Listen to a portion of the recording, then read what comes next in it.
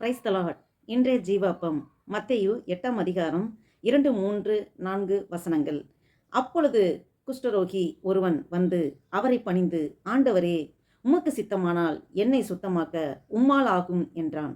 இயேசு தமது கையை நீட்டி அவனை தொட்டு, எனக்கு சித்தம் உண்டு, சுத்தமாகு என்றார். உடனே குஷ்டரோகம் நீங்கி அவன் சுத்தமானான். இயேசு அவனை நோக்கி, இதை நீ ஒருவருக்கும் சொல்லாதபடி எச்சரிக்கையாயிரு. ஆயினும் அவர்களுக்கு சாட்சியாக நீ போய் ஆசாரியனுக்கு உன்னை காண்பித்து மோசே கட்டளையிட்ட காணிக்கையை செலுத்து என்றார். அல்லேலூயா. இந்த வாசித்த வேத வசனத்தின்படி இது எப்போது சம்பவிக்கிறது என்றால், அப்பொழுது குஷ்டரோகி, எப்பொழுது? அந்த முதல் வசனத்தை பார்த்தீங்கன்னா, அவர் மலையிலிருந்து இறங்கின போது திரளான ஜனங்கள் அவருக்கு பின் சென்றார்கள்.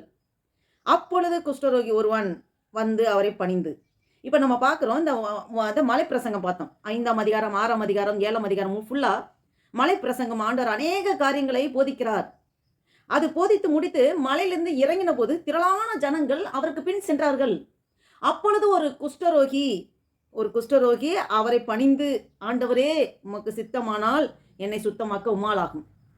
குஷ்டரோகிங்கும் போது அவங்க பாளையத்துக்கு புறம்பே தான் இருப்பாங்க. அவங்க நகரத்துக்குள்ள வரவே முடியாது.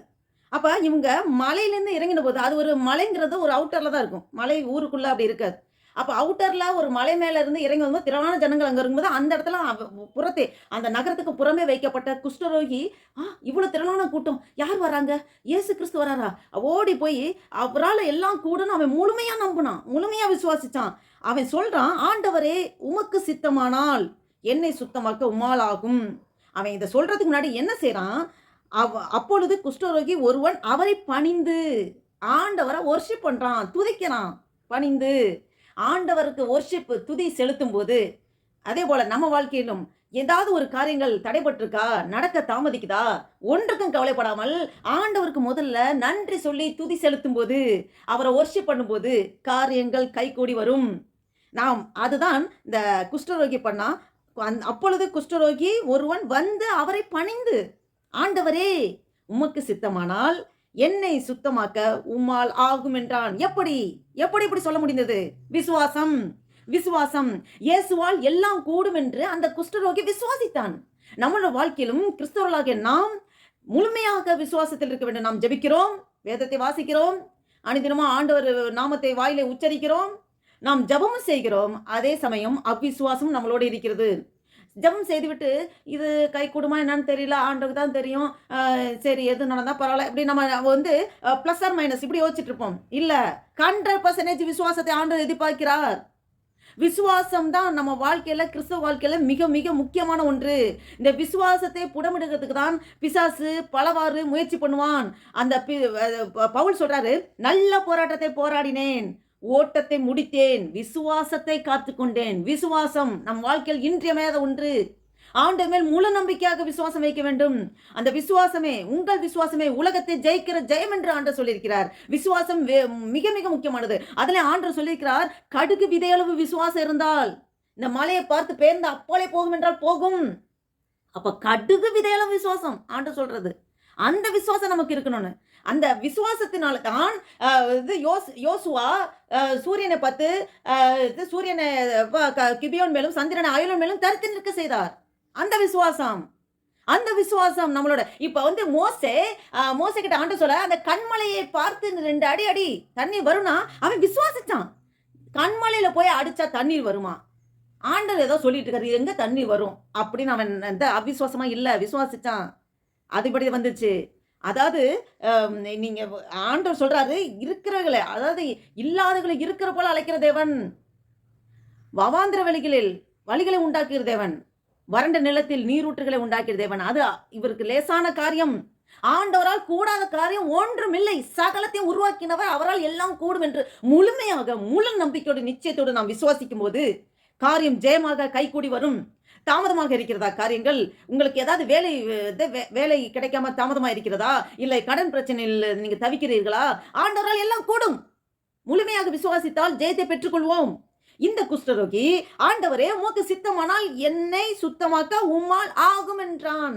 அவன் எவ்வளவு அளவுக்கு விசுவாசம்! அது வரைக்கும் ஆண்டவர் குஷ்டரோகியை சுகப்படுத்தினதனால் வேதத்தில் இல்லை. அது குஷ்டரோகி அப்பதான் முதல்ல வரான்.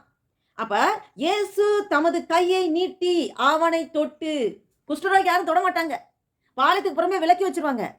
ஆனா அவர் தைரியமா தொடுறாரு. மோசேயின் பிரமாணம் பயங்கரமா இருக்கும். அந்த ஜனங்கள் எல்லாம் கூட்டத்து நெரிசல்ல ஆண்டவர் இந்த காரியம் பண்றார். இயேசு தமது கையை நீட்டி அவனை தொட்டு, நாம் விசுவாசமா இருக்கும்போது ஆண்டோட கரம் நம்மளையும் தொட்டு கொண்டிருக்கிறது. நம்மளையும் தொட்டு கொண்டிருக்கிறது. அவருடைய சிறு தொடுதல் இருந்தால் போதும். அவனை தொட்டு எனக்கு சித்தம் உண்டு சுத்தமாக என்றார். அல்லேலூயா. உடனே குஷ்டரோகம் நீங்கி அவன் சுத்தமானான். அல்லேலூயா. ஆண்டவர் அந்த விசுவாசத்தை தான் பார்க்கிறாரு. எனக்கு சித்தம் உண்டு சுத்தமாகு. அதேதான் நம்ம வாழ்க்கையிலும் நாம் பேசுகிற வார்த்தைகள் கிருபை பொருந்தினதா இருக்க வேண்டும். விசுவாச அறிக்கையிட வேண்டும். விசுவாச அறிக்கை வாழ்க்கையில மிக மிக முக்கியமான ஒன்று. வார்த்தையிலே வல்லமை இருக்கிறது. நாம் அவ்விசுவாசமாகவோ இல்ல டிப்ரெஷனா பேசுற வார்த்தைகளோ எதுவுமே நம்ம வாயில இருக்கக்கூடாது. நெகட்டிவ் பேச்சு நம்ம வாயில இருக்கவே கூடாது. ரொம்ப முக்கியமான ஒன்று. ரொம்ப ரொம்ப முக்கியமான ஒன்று. அது தேவனை தேடுகிற பிள்ளைகளா இருந்தாலும் சரி, தேவனை தேடாத பிள்ளைகளாக இருந்தாலும் சரி, வாயின் வார்த்தைகள் மிக மிக கவனம் தேவை. வாயின் வார்த்தைகளுக்கு அவ்வளவு வல்லமை இருக்கிறது. நாம் பேசுகிற வார்த்தைகள் அப்படியே ஆவி மண்டலத்திலே கிரியை செய்யும். மனதால் நினைப்பதை விட வாயிலே அறிக்கையிட வேண்டும். எப்படி அறிக்கையிட வேண்டும்? வேத வாசனத்தை நம் வாயிலே அறிக்கையிட வேண்டும். விசுவாச அறிக்கையிட வேண்டும். என் தேவனால் எல்லாம் கூடும். என் காரியங்கள் ஜெயமாய் முடியும். எனக்கு கடன் பிரச்சனை எல்லாம் நீங்கும். கர்த்தருக்குள் நான் விசுவாசிக்கிறேன். என் வேலை எனக்கு வேலையை தந்து விட்டார். வேலை கிடைக்காம இருக்கும். வேலை தந்து விட்டார். நல்ல சேலரி கொடுத்திருக்க. ஆசீர்வாதமா இருக்கிறேன். ஆண்டவரே உமக்கு ஸ்தோத்திரம். சொல்லி பாருங்க. அற்புதம் நடக்கும். அதிசயம் நடக்கும். இது எங்கிருந்து வந்தது அதிசயம்? எங்கிருந்து வந்தது இந்த ஆச்சரியமான காரியம் என்று நீங்களே ஆச்சரியப்படும்படியாக அதிசயமா நடத்துகிற தேவன் நம் கூடவே இருக்கிறார். அவர் எதிர்பார்க்கிறார். நாம் விசுவாச அறிக்கை எடுக்கிறதை எதிர்பார்க்கிறார். நாம் வார்த்தையினால இந்த உலகத்தை உண்டாக்கின தேவன். வானத்தை பூமி சர்வலோக ஜீவராசிகள் மரம் செடி புல் பூண்டு எல்லாம் வார்த்தையினாலே உண்டாக்கினார். சூரியன் உண்டாக கிடவது, சந்திரன் உண்டாக கிடவது, நட்சத்திரங்கள் உண்டாக கிடவது, மரம் செடி கொடிகள் உண்டாக கிடவது. உண்டானது. சொல்லும் போதே உண்டானது. நாம் அந்த வார்த்தையை பிரயோகிக்கப்படுத்த வேண்டும். நாம் தேவ சாயலில் உருவாக்கப்பட்டவர்கள். தேவனால் சிருஷ்டிக்கப்பட்டவர்கள். அவரது சாயலாகவும் அவருடைய ரூபத்தின்படியும் நம்மளை உண்டாக்கின தேவன் நம்மளுடைய வார்த்தைக்கும் வல்லமை கொடுத்து வைத்திருக்கிறார். சோ நம்ம வாயின் வார்த்தைகள் மிக மிக கவனமாக எச்சரிப்போடு கேர்ஃபுல்லா வார்த்தையை வெளியே பயன்படுத்த வேண்டும். நாம் சொல்லும்போது நாம் தனியாக பேசிட்டு இருந்தாலும் சரி, இல்ல நம்ம கூட ஃப்ரெண்ட்ஸ் சர்க்கிளையோ இல்ல ரிலேஷன்ஷிப்லயோ எங்க இருந்தாலும் எங்க பேசினாலும் வார்த்தையில் நிதானம் கவனம் தேவை.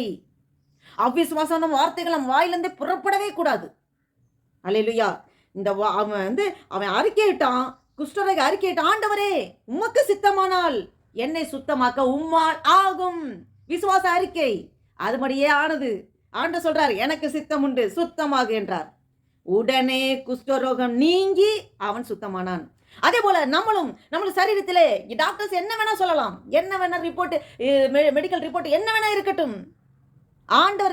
ஆண்டவரே இந்த சரீரம் நீர் உருவாக்கின சரீரம். இந்த சரீரத்தை ஒவ்வொரு அவயங்களையும் உருவாக்கினது நீர். இந்த சரீரத்தில் வியாதிக்கு இடம் இல்லை, பலவீனத்துக்கு இடம் இல்லை. இயேசு கிறிஸ்துவின் நாமத்தினாலே வியாதியை கொண்டு வருகிற எல்லா சத்துருவின் கிரைகளை துரத்துகிறேன் இயேசுவின் நாமத்தினாலே. அப்படி நம்ம வாயில அறிக்கையிட வேண்டும். அப்படி அறிக்கையிட்டால் இந்த சரீரத்தில் வியாதிக்கு இடமில்லை. ஏன்னா இந்த சரீரம் பரிசுத்த ஆவியானவர் தங்கும் ஆலயமாய் இருக்கிறது. அல்லேலூயா. கிறிஸ்துவான மகிமை நம்பிக்கையாக நமக்குள் இருக்கிறார். அந்த வசனத்துல விசுவாச அறிக்கையிட வேண்டும். கிறிஸ்து நமக்குள்ள இருக்கும்போது வியாதிக்கு இடமில்லை. பரிசுத்த ஆவியானவர் தங்குகிற ஆலயம் இந்த சரீரம். அப்ப பரிசுத்த ஆவியானவர் தங்குகிற ஆலயத்துல வியாதிக்கோ பலவீனத்துக்கோ இடமில்லை. அது வாயில அறிக்கையிட்டு இயேசு கிறிஸ்துவின் நாமத்தை சொல்லி பிசாசுகளை துரத்த வேண்டும். அப்பாலே போ சாத்தானே, பலவீனப்படுத்துகிற ஆவியை உன்னை விரட்டுகிறேன் இயேசு கிறிஸ்துவின் நாமத்தினாலே அப்படின்னு சொல்லி விசுவாச அறிக்கையிட வேண்டும். அதுதான் ஆண்டவர் நம்மளோட எதிர்பார்க்கிறார். அப்படி ஆண்டவர் எனக்கு சித்தம் உண்டு சுத்தமாக என்று சொன்ன உடனே குஷ்டரோகம் நீங்கி அவன் சுத்தமானான்.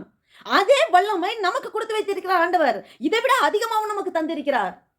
என்னை விட அதிகமான மேன்மையான காரியங்களை நீங்க செய்வீர்கள் என்று ஆண்டவரே சொல்லியிருக்கிறார். வேதத்திலே வைக்கப்பட்டிருக்கிறது. நாம் அதை விசுவாசித்து நம்ம வாயிலே அறிக்கையிட வேண்டும். நமக்கிட்ட வல்லமை இருக்கு, பவர் இருக்கு. நாம் சாதாரணமான ஆட்கள் கிடையாது. விசேஷித்த பாத்திரம், வித்தியாசமானவர்கள், விசேஷித்த பாத்திரம் என்கின்ற உணர்வோடு நாம் ஒவ்வொரு நிமிஷமும் ஒவ்வொரு நொடி பொழுதும் நாம் அந்த கான்சியஸ் மைண்ட்ல நாம் ஆவினால் பிறக்கப்பட்டவர்கள், ஆவிக்குரிய பிள்ளைகள், அந்த பூலோகத்திலே இந்த பூமியிலே நாம் இருந்தாலும் பரலோக பிரஜைகள், நாம் ஆண்டவரோட அடுத்த காரியங்கள் செய்வதற்காக அந்த பூமியில வைக்கப்பட்டிருக்கிறோம் என்ற உணர்வோடு அந்த நோக்கத்தோடு நாம் செயல்படும் போது எல்லா காரியங்களும் நம் வாழ்க்கையில் ஜெயமாக முடியும். அல்லேலூயா. ஸ்தோத்திரம். கர்த்தர் நாம் மகிமைப்படட்டும். இயேசு அவனை நோக்கி இதை நீ ஒருவருக்கும் சொல்லாதபடி எச்சரிக்கையாயிரு. ஏன் இந்த வார்னிங் கொடுக்கிறார்? ஏன் இந்த வார்னிங் கொடுக்கிறார்? இதை நீ ஒருவருக்கும் சொல்லாதபடி எச்சரிக்கையாயிரு. ஏன் இப்ப சொன்னா அநேகர் கிறிஸ்துவண்டில் வரும்போது எங்க இருந்தாலும் அவரால் ஃப்ரீயா போக முடியாது. எல்லாம் க்ரௌடு நெருக்கமா இருக்கும்.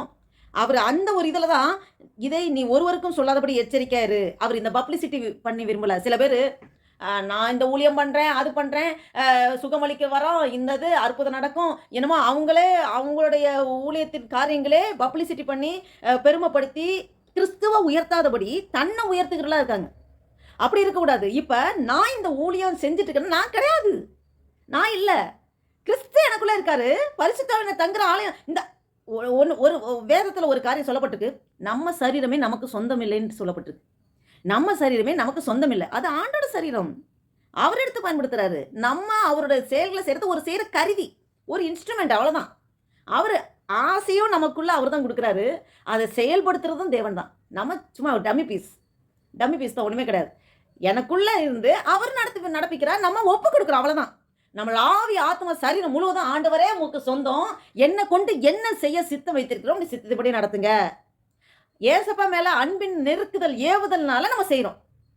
ஆண்டவர் உனக்காக நான் மரித்தேனே, நீ எனக்காக என்ன செய்தாய் அப்படின்னு கேட்கிறார் பார்த்தீங்களா? அந்த அன்பின் நெருக்குதல் தான் ஏதாவது ஒன்று செய்யுமே ஆண்டவருக்காக. ஆண்டவர் அன்பு அறியாதவங்களுக்கு சொல்லுவோமே, எல்லாரும் ஆண்டவர் அன்பு அறிஞ்சுக்கணும், யாருமே நரகத்துக்கு போயிடக்கூடாது, ஆண்டோட அன்பு எவ்வளவு விலையேறப்பட்டது, அந்த பரலோக ராஜ்யத்துக்குள்ள எல்லாரும் பிரவேசிக்கணும். அந்த ஒரே ஒரு ஏக்கம் விருப்பம் தான் இந்த ஊழியத்தை செய்ய வைக்கிறார், ஆண்டவரே செய்ய வைக்கிறார். அல்லேலூயா. பப்ளிசிட்டி பண்றதுக்கு ஒண்ணுமே கிடையாது. ஆண்டவரே சொல்றாரு, இதை நீ ஒருவருக்கும் சொல்லாதபடி எச்சரிக்கையாயிரு. அடுத்தது, ஆயினும் அவர்களுக்கு சாட்சியாக போய், யாருக்கு? ஆசாரியனுக்கு உன்னை காண்பித்து மோசே கட்டளையிட்ட காணிக்கை செலுத்து என்றார். அதாவது ஆசாரியனுக்கு உன்னை காண்பி. எதுக்கு காண்பிக்க சொல்றாரு? நீ குஷ்டரோகியா இருந்தது பாளையத்துக்கு புறம்பே தள்ளப்பட்டு கிடந்தாங்க, இப்போ அவன் சுத்தமாயிட்டான், அப்ப நான் எனக்கு கியூர் ஆயிடுச்சு பாருங்க அப்படின்னு சொல்லி மோசே நியாய பிரமாணத்தை ரூல்ஸ் அண்ட் ரெகுலேஷன் இருக்கு இல்லையா, மோசேட ரூல்ஸ் அண்ட் ரெகுலேஷனை கரெக்டா இயேசு கிறிஸ்து ஃபாலோ பண்றாரு.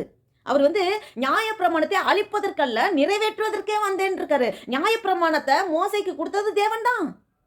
அப்ப அதுல உள்ள சட்டதிட்டங்கள், அதுல உள்ள வழிமுறைகள், ஒரு குஷ்டரோகி வந்தா எந்த மாதிரி இருந்தா எப்படி பாளையத்து புறம்பே எத்தனை நாள் தள்ளப்பட்டிருக்கணும், அது சரியானா எப்படி ஆட்டை காமிச்சு என்ன அதுக்குள்ள இது எல்லா ஃபார்மாலிட்டிஸ்லாம் இருக்கு, அதெல்லாம் கரெக்டா பண்ணுன்னு சொல்லி ஆண்டவர் அந்த குஷ்டரோகிக்கு சுகமானவனுக்கு அவர் சொல்லிக் கொடுக்குறார், கைடன்ஸ் சொல்லி கொடுக்குறார். அவர் அதை ஃபாலோ பண்ணார். மோசேயோட நியாய பிரமாணத்தை அது ஃபாலோ பண்ணார். அதுல சில பிரமாணங்களை இப்படி இருக்கிறத இந்த மாதிரி பண்ணுங்கன்னு அதை இன்னும் உருவகப்படுத்துறார், அதை இன்னும் மெருகேற்றார். கண்ணுக்கு கண் பல்லுக்கு பல்லுங்க இருந்தா நீ உன் சகோதரன் சிநேகி அப்படியெல்லாம் இப்படி இரு, ஒரு காரியம் அப்படி இருக்கு, அதை இன்னும் மோல்டப் பண்ணி இன்னும் எலாபரேட்டாக இன்னும் வேறு மாதிரி மாற்றி கொடுக்குறார். அதாவது அன்பு தான் முக்கியங்கிறத ஃபோக்கஸ் பண்ணி அன்பின் நிமித்தம் இந்த கட்டளைகள் பிரமாணங்கள் எல்லாத்தையும் உங்களால் கைக்கொள்ள முடியுங்கிறத அந்த மலை பிரசங்கத்தில் நிறையா காரியங்கள் நம்ம பார்த்தோம். அதான் ஆண்டவர் அந்த மோசேன் கட்டளையிட்ட காணிக்கையை செலுத்து, அதுக்குள்ள இந்த குஷ்டரோக சொஸ்தமானதும் இதுக்குள்ள காணிக்கை செலுத்து, இந்த ரூல்ஸ் அண்ட் ரெகுலேஷன் ஃபாலோ பண்ணுன்னு சொல்லி கைடன்ஸ் கொடுக்குறாரு. அல்லேலூயா. இது நிமித்தம் ஆண்டவர் இந்த நாளில் நம்மளோடு பேசுகிறது விசுவாசம். மிக மிக முக்கியமானது விசுவாசம். நாம் ஜெபம் செய்வோம். அல்லேலூயா. ஸ்தோத்திரிக்க கர்த்தர், ஸ்தோத்திரிக்கிறோம் ஆண்டவரே, நன்றி தகப்பனே, நன்றியோடு துதிக்கிறோம், ஸ்தோத்திரிக்கிறோம் ஆண்டவரே, இந்த நாளைக்கு நன்றி செலுத்துகிறோம் ஆண்டவரே. இந்த ஏப்ரல் மாதம் ஆண்டவரே 5ஆம் தேதி 2024 வருஷத்தை காணும்படியாக எங்களுக்கு ஜீவன் சுகம் பலன் ஆரோக்கியத்தை நடத்துவது கிருபைக்காய் ஸ்தோத்திரம் ஆண்டவரே. நன்றி அப்பா. ஆண்டவரே, இந்த குஷ்டரோகி ஆண்டவரே இயேசு மேல் விசுவாசம் வைத்து உமக்கு சித்தமானால் என்னை சுத்தமாக்க உம்மால் ஆகும் என்று விசுவாசம் அறிக்கையிடும் போது எனக்கு சித்தம் உண்டு சுத்தமாகு என்று சொன்னாரே, அதன்படி குஷ்டரோகி சுத்தமானானே. ஆண்டவரே, இதன் மூலம் ஆவியானவரே எங்களோடு இடைப்படுகிறீர். நாங்களும் விசுவாச அறிக்கையிடும் பொழுது விசுவாசத்தில் உறுதியாய் தரித்திருக்கும் போது எல்லாம் தடைப்பட்ட காரியங்கள், எல்லாம் பலவீனமான இருக்கிற காரியங்கள், எல்லாம் ஆண்டவரே ஆசீர்வாத தடைகளாக இருக்கிற காரியங்கள் எல்லாத்திலிருந்து ஜெயத்தை பெற்றுக்கொள்ள முடியும் என்பதை ஆண்டவரே இந்த ஆண்டவரே வாசித்த வசனத்தின் மூலம் எங்களோடு நீர் இடைப்பட்டீர். ஆண்டவரே, இந்த வார்த்தைகளை கேட்டுக்கொண்டிருக்கிற ஒவ்வொரு மீதும் அடிமை மீதும் உடைய பிரசனை இறங்குறதுக்காக ஸ்தோத்திரம் ஆண்டவரே. நன்றி தகப்பனே. நாங்களும் விசுவாசம் உள்ளவர்களாக எங்கள் வாழ்க்கையில எங்கள் சரீரத்தில் ஜீவன் இருக்கும் வரை எங்கிட்ட இருந்து அவ்விசுவாசம் இல்லாதபடி விசுவாசத்தில் உறுதியாய் தரித்திருக்கிறவர்களாக எங்கள் ஒவ்வொரு நிரப்பும்படியாய் ஜெபிக்கிறோம். எல்லாம் இந்த கேட்டுக்கொண்டிருக்க ஒவ்வொருவருக்கு என்னென்ன காரியங்கள் தடைப்பட்டிருக்கிறதோ, என்னென்ன காரியங்களில் போராட்டமாக இருக்கிறதோ எல்லாத்திலும் ஆண்டவரே தடைகளை எடுத்து போட்டு தடைகளை தகர்த்தெறிகிற தேவன் எங்களுக்கு முன்பு கடந்து சென்று எல்லா கோண வழிகளை செவியாக மாற்றி கடவுளான பாதைகளை சமமாக்குகிறதுக்காய் உமக்கு ஸ்தோத்திரம். Thank you Jesus. எல்லாத்தையும் ஜெயமாய் தந்துவிட்டு அதுக்காக நன்றி செலுத்துகிறோம். மீதை முழுவதும் பொறுப்படுத்திக் கொள்ளுங்கப்பா. இந்த நாள் முழுவதும் இதை சிந்தித்து விசுவாசத்தில் வல்லவனாய் ஆண்டவரே நாங்கள் விளங்க அப்பா எங்களை ஆண்டவரே நீரே பலப்படுத்தி பக்குவப்படுத்தி வழிநடத்துக்க நன்றி செலுத்துகிறோம். இந்த வாசித்த வேத வசனத்தை இந்த ஆண்டவரே இதன் மூலமாக ஆழத்தை தியானிக்கவும் அடிமை கொடுத்த கிருபைக்காய் ஸ்தோத்திரம். ஆசீர்வதிங்க, பலப்படுத்துங்க. இயேசு கிறிஸ்துவின் நாமத்தினாலே ஜெபிக்கிறோம் ஜீவன் நல்ல பிதாவே, ஆமென் ஆமென். என் ஆத்துமாவை கர்த்தரை ஸ்தோத்திரி, என் முழு உள்ளமே பரிசுத்த நாமத்தை ஸ்தோத்திரி. என் ஆத்துமாவை கர்த்தரை ஸ்தோத்திரி, கர்த்தர் செய்த சகல உபகாரங்கள் மறவாதே, ஆமென். அல்லேலூயா. Thank you Jesus.